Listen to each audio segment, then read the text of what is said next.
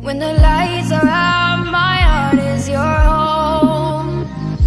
When the stars are crashing, your heart is my own.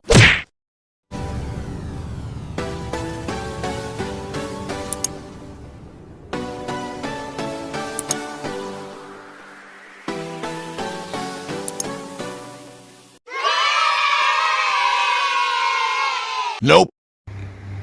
Hai guys, welcome back to my channel. Jadi malam ini aku baru selesai mandi, keramas, dan setelah itu aku pakai masker. Oke, jadi di sini aku mau cerita sedikit gimana sejarahnya aku bisa suka sama K-pop. Suara aku kedengeran jelas nggak guys? Oke, kedengeran ya, nanti aku kerasin. Nah, jadi aku tuh pertama kali suka K-pop itu lulus SMA guys. Ya kalian nggak perlu tanya lah ya sekarang umurku berapa.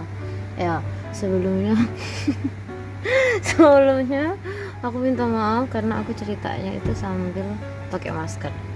Ya mungkin kalian dengar dikit ya suara angin yang sepoi-sepoi. Oh my god, itu tadi bukan penampakan guys, tapi itu temen aku gitu. Oke, jadi kalian jangan takut ya, itu bukan penampakan. Nah, di sini aku mau cerita. Sebenarnya dulu aku tuh anti K-pop banget, gitu ya. Ya paling aku nonton itu cuma drama-dramanya aja waktu SMP sama SMA. Paling cuma BBF, tuh Meteor Garden, apalagi ya yang ku tonton. Ya itulah, itu aja gitu. Dan nggak terlalu suka gitu yang namanya K-pop atau drama-drama Korea gitu, nggak terlalu suka. Itu pun karena ada di televisi ya, ada di TV kayak apa, Naughty Kiss itu ya. Nah itu juga ada di TV, makanya aku tonton itu sih. Nah tapi kenapa sih kok bisa tiba-tiba aku suka sama K-pop? Nah untuk kalian nih yang mungkin baru mengenal K-pop, ya sama lah ya, kurang lebih 4 tahun aku baru suka sama K-pop gitu ya. Jadi waktu itu aku itu lulus SMA dan aku lulus di salah satu universitas yang ada di Tangerang gitu. Nah di situ ada sistem namanya mentor dan mentee. Nah waktu itu aku punya satu mentor dan punya 3 teman mentee.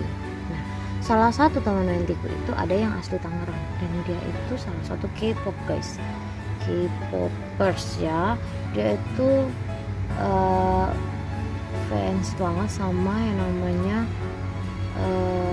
Suju, apa lagi ya, pokoknya banyak banget deh. Nah di situ tuh dia kayak sharing ke aku gitu, dia kayak cerita gitu.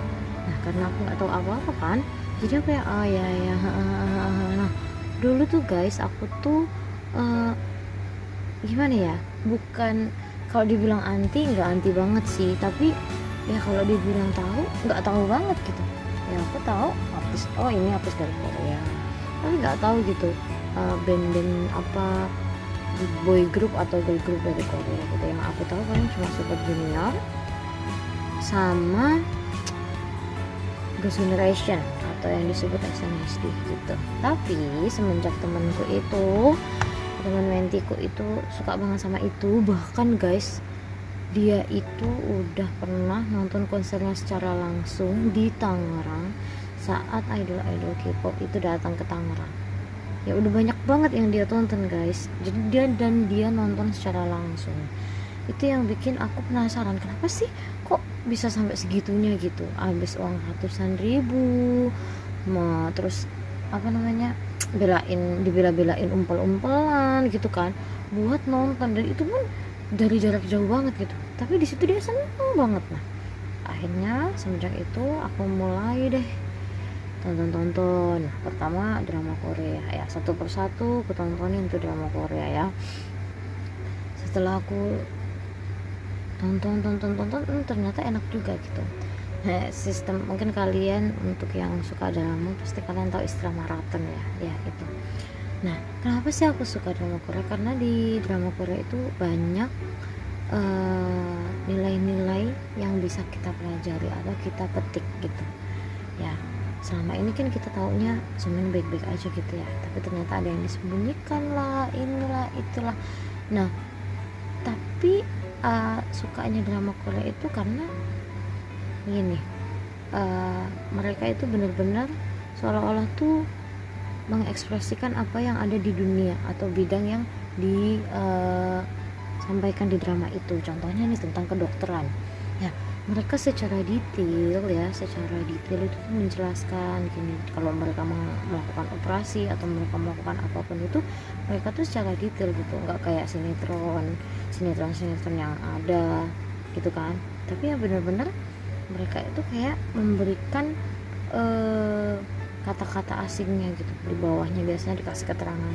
Di situ kita juga bisa belajar ya, apalagi kalau tentang pendidikan di Korea gitu. Nah itu banyak banget sih guys yang bisa aku pelajari dan aku petik gitu kan. Nah dari situ juga kita dapat berhikmat gitu ya. Kadang kita menghadapi orang, kok orang ini kayak gini ya, oh cara ngadepinnya gimana, itu biasanya kita bisa juga belajar dari situ. Nah itu yang aku dapat, makanya dari itu aku mulai suka. Dan karena teman-temanku itu, jadi karena dulu ya sebelum pandemi itu banyak banget yang idol Korea itu yang datang ke Indonesia guys.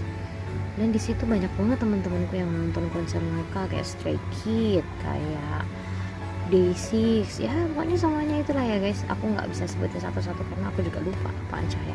Nah dan kayaknya menarik nih. Nah, akhirnya dari situlah aku mulai kayak mencari gitu, apa sih sebenarnya yang menarik dari mereka.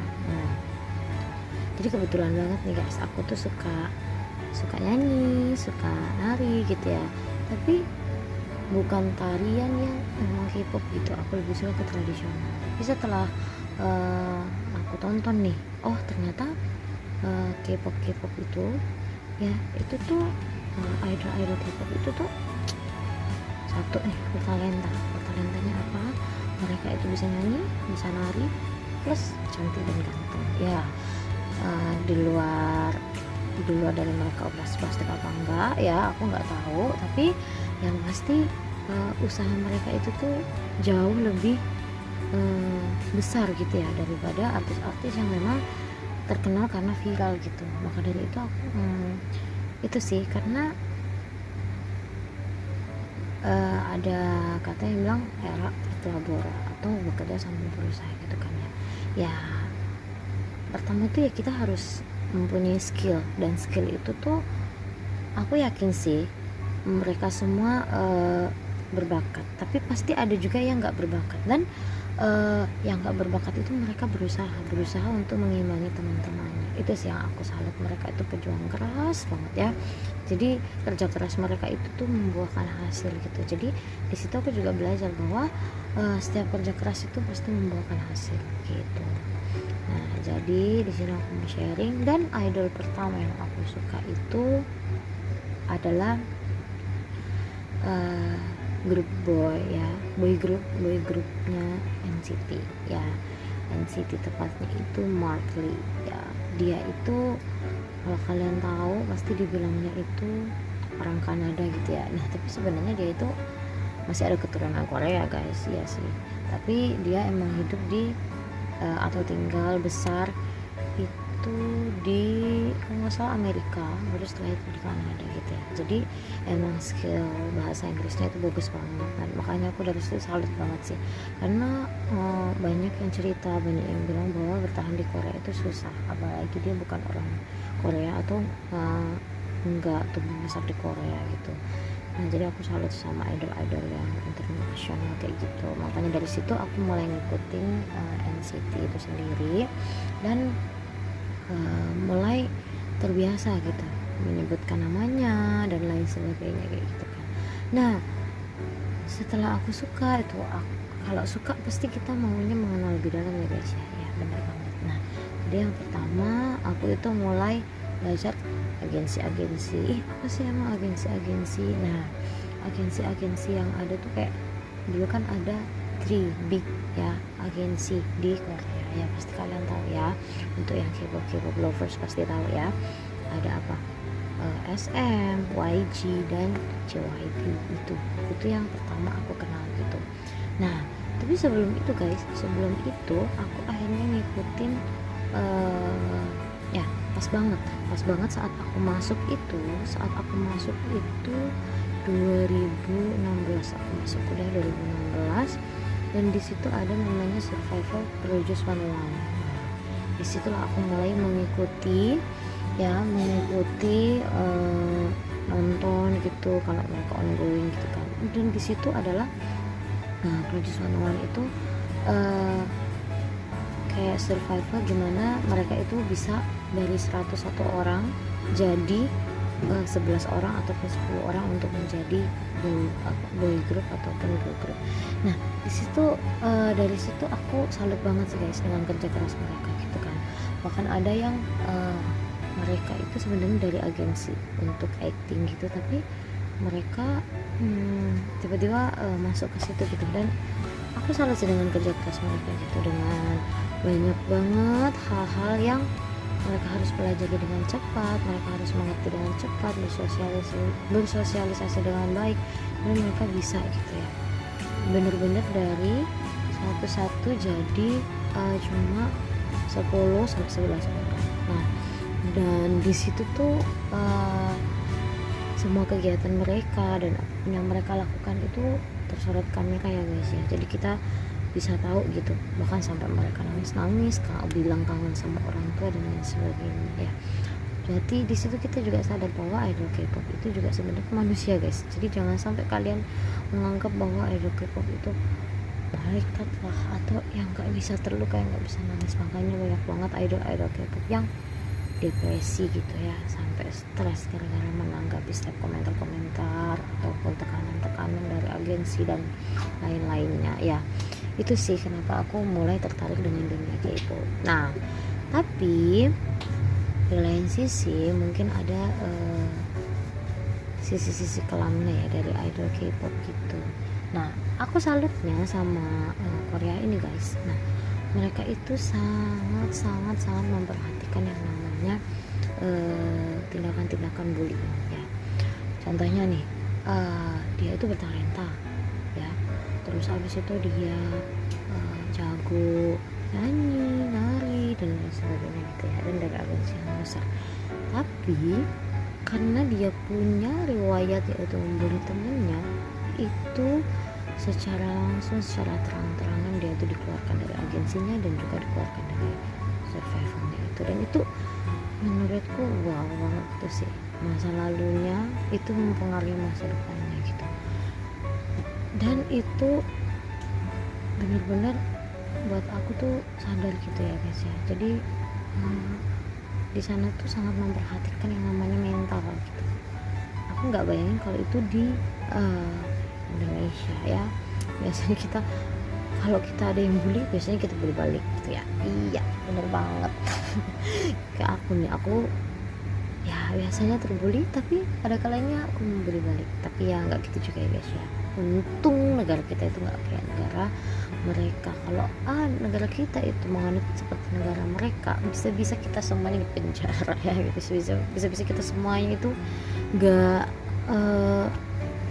gimana ya, bisa-bisa ya itulah kayak nggak bisa dapat kerjaan, nggak bisa dapat ini itu gitu, karena riwayat kita pernah membuli teman SMP atau SD atau SMA kita gitu. Nah itu sih yang aku salut. Makanya semenjak itu aku senang banget ikutin idol baru gitu ya, girl group ataupun boy group yang baru gitu. Nah itu menarik banget sih guys, karena itu memotivasi kita. Nah karena gara-gara itu guys, jadi tuh aku jadi mulai kayak tertarik gitu. Nah aku orangnya tuh nggak suka jalan-jalan ya, aku nggak suka hunting foto atau apapun itu untuk keluar ya, karena aku sebenarnya nggak terlalu suka gitu perjalanan jauh gitu. Nah tapi semenjak aku suka sama kayak gitu, aku tuh kayak berharap gitu aku bisa ke Korea gitu. Jangan hanya ke Korea aja ya, jadi aku nggak tertarik kayak ke Paris atau ke Belanda atau ke Prancis atau ke mana gitu bahkan karena saking pengennya aku kesana guys, aku sampai mempelajari atau mencoba memahami bahasa mereka gitu ya. Itu salah satu motivasi aku sih guys. Makanya sekarang aku juga mau belajar belajar bahasa Korea kayak gitu, dan itu sangat menarik sih guys, dan itu menantang banget gitu. Nah selain itu aku juga belajar cara nyanyi, cara dance sama sih. Nah itu bener-bener bagus banget untuk memotivasi kita. Nah jadi itu aja mungkin yang bisa aku ceritain buat kalian semua ya, para K-pop lovers gitu yang mungkin new ya atau baru gitu ya. Kita harus tahu ya alasan kita kenapa kita itu fans gitu, atau kenapa kita itu mengidolakan idol-idol yang ada di Korea gitu, karena mereka memang pekerja keras dan mereka itu luar biasa di usahanya gitu ya, nggak kayak biasanya gitu ya, viral dengan ini dengan itu dan lain sebagainya langsung terkenal ya, nggak seinstan itu ya guys ya. Nah itulah, di situ aku juga belajar bahwa nggak ada yang instan, semuanya itu perlu usaha gitu. Oke, jadi sekian ya yang bisa aku bagiin ke kalian tentang perjalanan aku, kenapa aku bisa suka sama K-pop gitu. Oke, thank you guys. Kalian mungkin nih gagal fokus sama masker aku ya. Jadi aku kayak masker, jadi sekalian aku ambil cerita dan maskernya sampai maskernya udah kering. Karena maskernya udah kering, maka aku pamit undur diri. Oke, salam dari aku, Dona Ucu K-pop.